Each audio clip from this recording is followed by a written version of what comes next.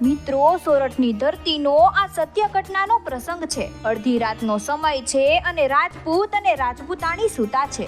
રાજપૂતને ઊંઘ આવી ગઈ છે અને તેમનું માથું રાજપૂતાણીના હાથ ઉપર રહી જાય છે. રાજપૂતાણીનો હાથ થોડો હલે છે એટલે રાજપૂતની કાનની બૂટ રાજપૂતાણીએ હાથી દાંતની ચૂડલી પહેરેલી છે એમાં ફસાઈ જાય છે. સાહેબ, આ સત્ય બનેલી ઘટના છે. હવે રાજપૂતને થોડી ચીપટી આવી ગઈ એટલે તેઓ ચીઝ પાડીને બેઠા થઈ ગયા.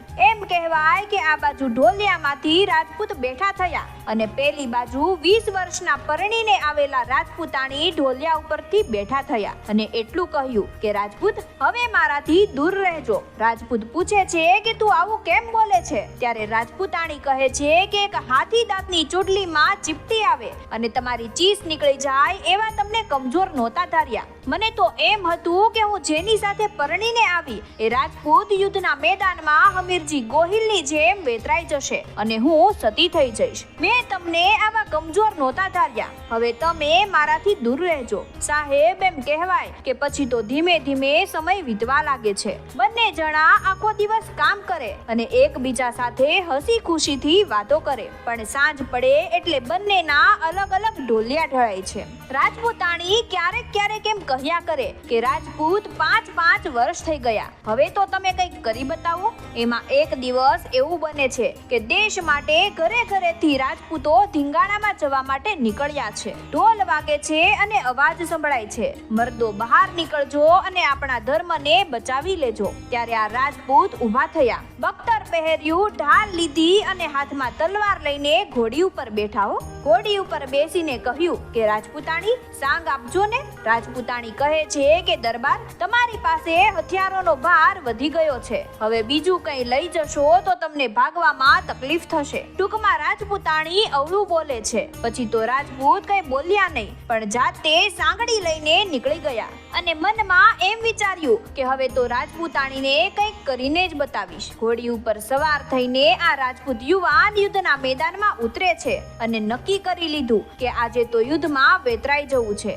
રાજપૂત યુવાન તો યુદ્ધના મેદાનમાં તલવારના ઝાટકે એક પછી એકને વેતરવા લાગ્યો અને એમ કહેવાય કે ફોજમાં હાહાકાર મચી ગયો. રાજપૂત યુવાન બધાને વેતરવા લાગ્યો છે અને એમાં બરાબર બાદશાહનો સૂબો સામે આવ્યો. ત્યારે રાજપૂત યુવાન પોતાના કેસરિયા ઘોડાને કહે છે કે હે કેસરિયા, તારા ડાબલા હાથીની અંબાડી ઉપર જવા દે. હવે તો જો હું સૂબાને જીવતો જવા દઉં તો મને જન્મ દેનારી રાજપૂતાણીનું ધાવણ લાજે.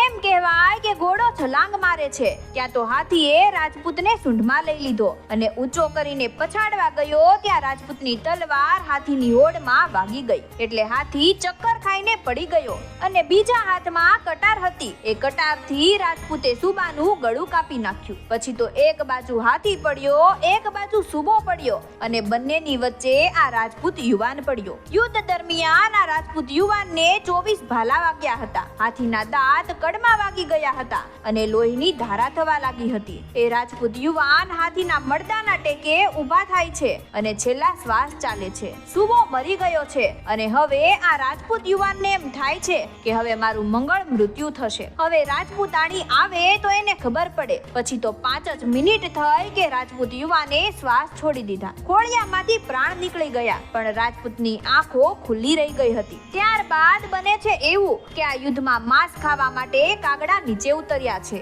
યુદ્ધ પૂરું થયું એટલે ઘરેથી રાજપૂતાણીઓ પાણી પીવડાવવા નીકળે છે. આ બાજુ દાસી રાજપૂતાણીને કહે છે કે બા, બધા જાય છે તો તમારે ન જવું જોઈએ. ત્યારે રાજપૂતાણી કહે છે કે તમે ચિંતા ના કરો, મને મારા ધણીની ખબર છે, હમણાં બહાર આવશે. અરે ચૂડીની ચીપથી જેની રાડ ફાટી જાય એ યુદ્ધમાં ના લડી શકે. ત્યારે દાસી કહે છે કે ચાલો આપણે લોક લજાઈએ તો જઈએ. ટૂંકમાં રાજપૂતાણી યુદ્ધના મેદાનમાં આવે છે. પાછળ તેમના સાસુ આવે છે. દાસી અને રાજપૂતાણી જુએ છે કે ક્યાંય રાજપૂત છે.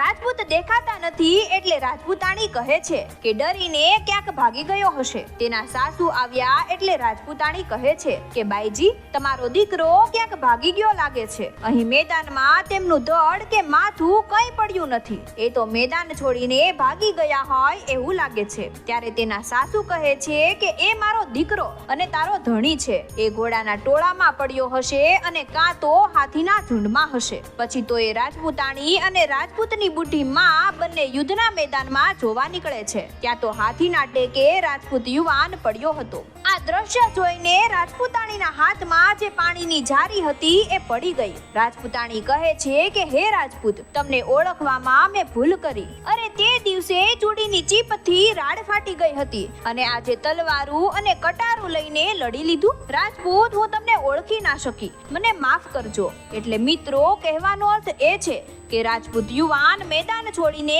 ક્યારેય ના ભાગે. એ તો યુદ્ધના મેદાનમાં ખપી જાય. તો મિત્રો, તમને અમારો વિડીયો પસંદ આવ્યો હોય તો વિડીયોને લાઈક કરો અને વધુમાં વધુ શેર કરો તથા અવનવા આવા જ વિડીયો જોવા માટે અમારી ચેનલને ફોલો તથા સબસ્ક્રાઇબ કરવાનું ના ભૂલતા. ધન્યવાદ.